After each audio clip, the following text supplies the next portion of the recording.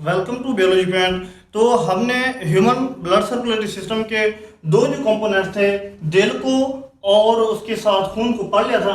जो तीसरा सिस्टम हमारा हिस्सा है वो है ब्लड वेसल, यानी कि खून की नालियाँ। तो ये खून की नालियाँ हैं क्या? बे खून दिल से जिस्म की तरफ और फिर जिस्म से दिल की तरफ जिन नालियों के जरिए हरकत करता है, जिन नालियों के अंदर मूव करता है, तो उन नालियों को क्या कहते हैं? ब्लड वेसल कहते हैं, खून की नालियां कहते हैं। तो ये जो खून की नालियां हैं ये बेसिकली तीन तरह की होती हैं। पहले नंबर पे है आर्टरीज, दूसरे नंबर पे के ऊपर क्या आ जाते हैं? कैपिलरीज, और तीसरे नंबर पर क्या आ जाती हैं? वेन्स। तो अब हम डिटेल में डिस्कस करते हैं कि ये आर्टरीज हैं क्या। पहले नंबर के ऊपर क्या थी? आर्टरीज। तो आर्टरीज को देख रहे हैं। आर्टरीज वो नाले हैं जो खून को क्या करते हैं? दिल से लेके जाते हैं। क्या करते हैं? खून को दिल से ले जाने वाली नालियां। ठीक हो गया? तो उन नालियों को क्या कहते हैं? आर्टरीज कहते हैं, जो खून को दिल से लेके जाते हैं। तो आर्टरीज के अंदर कौन सा खून होता है? आर्टरीज के अंदर ऑक्सीजनेटेड खून होता है। ऑक्सीजनेटेड का क्या मतलब है? ऑक्सीजनेटेड का मतलब है ऑक्सीजन वाला खून। तो सिवाय एक आर्टरी है जिसका नाम क्या है? Pulmonary artery. तो पल्मोनरी आर्टरी में ये बात आपने याद रखनी है कि पल्मोनरी आर्टरी के अंदर डीऑक्सीजनेटेड खून होता है, बाकी सारी आर्टरीज के अंदर क्या होता है? ऑक्सीजनेटेड खून होता है। तो अगर हम इनकी साख्त की बात करें तो ये किस तरह से बनी होते हैं? तो इनकी साख्त के ऊपर जो इनकी अंदरूनी तह है, अंदरूनी तह को एंडोथीलियम कहते हैं। अंदरूनी तह को क्या कहते हैं? एंडोथीलियम।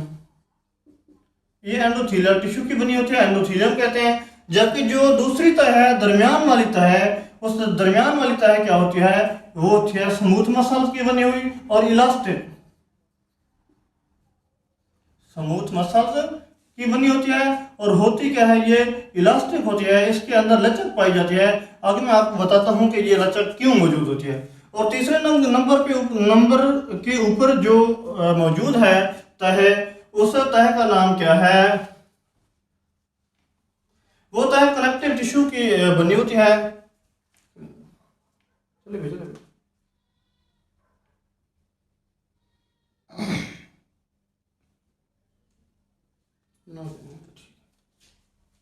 उसके बाद जो तीसरी है वो तह जो है वो कनेक्टिव टिश्यू की बनी होती है। वो उसके अंदर क्या मौजूद होते हैं? कनेक्टिव टिश्यूज मौजूद होते हैं। अब इन आर्टरीज, अब आर्टरीज की बात हो रही थी, तो आर्टरीज की जो दरमियान वाली जगह है जहां खून बहता है, खून फ्लो करता है, उस जगह को कहते क्या हैं? उसको कहते हैं ल्यूमन। उसको क्या कहते हैं? ल्यूमन कहते हैं। तो आर्टरीज की जो अंदरूनी खाली जगह थी जिसके अंदर ब्लड फ्लो करता है, खून बहता है, उसको क्या कहते हैं? ल्यूमन। ये आर्टरीज का क्या होता है? खला होता है दरमियान वाला। ठीक हो गया?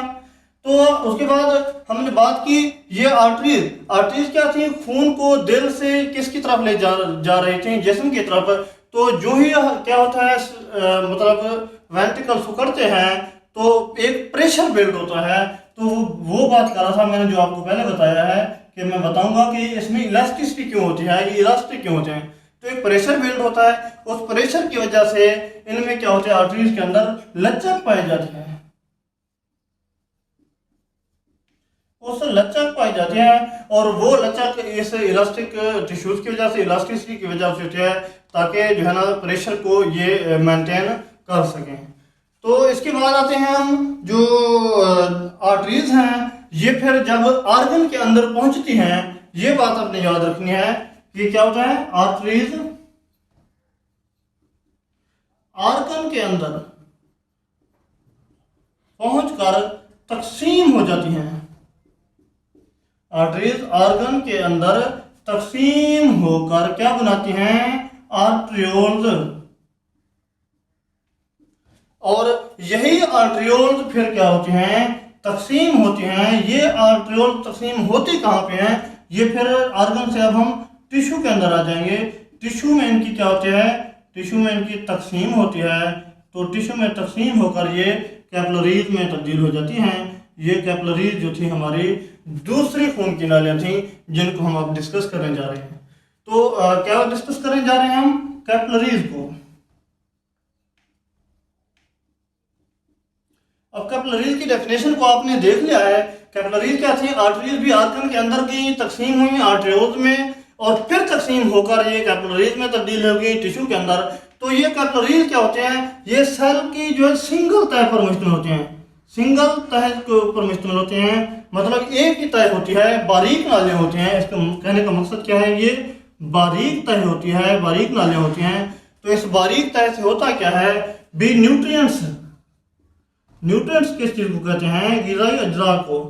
तो जो ग़िज़ाई अज्जा थे, ग़िज़ाई अज्जा, नमकियात, पानी वगैरह, ये चीजें इनका तबादला होता है। अब कैपिलरीज और टिश्यूज के दरमियान न्यूट्रिएंट्स का, ग़िज़ाई अज्जा का, नमकियात का, पानी का, इनकी इन चीजों का क्या होता है, तबादला होता है। इसके साथ साथ किस चीज का तबादला होता है, ऑक्सीजन का और कार्बन डाइऑक्साइड गैसों का तबादला भी कैपिलरीज के थ्रू होता है। फेफड़ों के अंदर हमने बात की थी, तो ये पीछे हमने डिस्कस भी किया था डिटेल के अंदर। तो ये कैपिलरीज, तो अब क्या होता है, ये कैपिलरीज टिश्यू में थी कैपिलरीज, ये कैपिलरीज फिर मिलती हैं। अब यहाँ पे आ रहे हैं, तो अब क्या है, ये जो कैपिलरीज थी ये मिलती हैं, मिलकर क्या बनाती हैं, वेन्यूल्स। ये वेन्यूल्स कहाँ है, आप बात कर ले तो ऑर्गन की, और वेन्यूल्स फिर मिलकर क्या बना देती हैं, वेन बना देती हैं, वेन्स बनाती हैं, जो कि हमारी कौन सी थी, तीसरी ब्लड वेसल जो थी वो वेन थी। अब हमने पा लिया कि कैपिलरीज मिली, वेन्यूल बनाई, फिर वो वेन्यूल्स मिली और मिलकर उन्होंने क्या बना दिया, वेन बना दिया। अब वेन को हम डिस्कस करने जा रहे हैं। वेन कहाँ है, वेन खून की वो नाले हैं, वेन जो है ना आर्टरीज की बिल्कुल उलट हैं, वो नाले हैं खून की जो खून को दिल की तरफ ले जाती हैं। उनको क्या कहते हैं, वेन कहते हैं, दिल की तरफ लेके आती हैं। तो बात करें तो इनके अंदर क्या होता है, बगैर ऑक्सीजन वाला खून, इनमें ऑक्सीजन नहीं होती बल्कि क्या मौजूद होती है, इनके अंदर कार्बन डाइऑक्साइड मौजूद होते हैं। सिवाय एक आर्टरी है, एक वेन है सॉरी, जिसका नाम क्या है, पल्मोनरी वेन। तो पल्मोनरी वेन के अंदर क्या होता है, ऑक्सीजन वाला खून होता है, जिस तरह से हमने ये आर्टरीज के अंदर भी डिस्कस किया था। तो इसके बाद इनकी तह भी बिल्कुल सेम है। इनका जो दरमियान खला मौजूद होता है जिसमें खून बहता है, दरमियान का खला, उसको क्या कहते हैं, ल्यूमन कहते हैं। ठीक हो गया, ल्यूमन के अंदर खून बहता है। तो लेकिन कुछ जो वेन्स हैं, वेन के अंदर क्या मौजूद होते हैं, वेल्व्स मौजूद होते हैं। तो वेल्व का मकसद क्या होता है कि क्योंकि ये खून जो है ना क्या होता है, एक तरफा बहाव को बनाते हैं, एक तरफा बहाव में खून ये दोबारा, क्योंकि प्रेशर से नहीं आ रहा, यहाँ पर कोई तो प्रेशर ना होने की वजह से ये खून भी वापस ना चला जाए। तो इनके अंदर, वेन के अंदर क्या मौजूद होते हैं, वेल्व्स मौजूद होते हैं।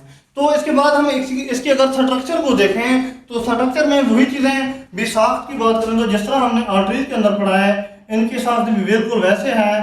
तो इनके अंदर वाली जो तह है वो एंडोथीलियम की बनी होती है, और जो दरमियानी तह है, ये अंदर वाली थी अंदरूनी तह है, कौन सी थी, अंदरूनी तह है। और उसके बाद जो दरमियानी तह है वो भी क्या बनी होती है, स्मूथ मसल की बनी होती है। और ये इसमें जो इलास्टिक बात की थी हमने आर्टरीज के अंदर, तो इनमें इलास्टिक, ये कम इलास्टिक होते हैं, जिनके क्या होते हैं, कम लचकदार होते हैं, ज़्यादा लचक नहीं पाई जाती। और इनकी जो तीसरी तह है वो किस चीज़ से बनी होती है, कनेक्टिव टिश्यू की। समझ में आ गई, तो ये किस चीज़ से बनी होती है, कनेक्टिव टिश्यू की बनी होती है। तो इनके जरिए जो है ना खून फिर कहाँ जाता है, दिल के अंदर पहुँच जाता है। तो ये था हमारा आज का लेक्चर, खून की नालियों को हमने डिटेल से पढ़ा है। अगर ये लेक्चर आपको पसंद आया है तो आपने हमारे चैनल को सब्सक्राइब करना है, लाइक करना है और बेल आइकन को ज़रूर दबाना है ताकि आने वाली वीडियोस आपको मिलती रहें।